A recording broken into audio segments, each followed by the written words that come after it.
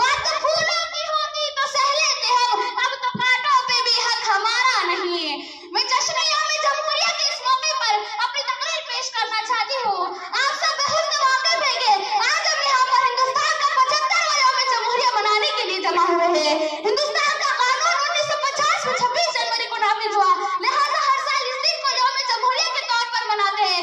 जमहूरियत का मतलब है कि मुल्क में बसने वाले लोगों के आला ताकत और सिर्फ अवाम को यह हक हासिल है कि वो अपने नुमाइंदों को सियासी रहनुमाओं की हैसियत से मुंतखब करे।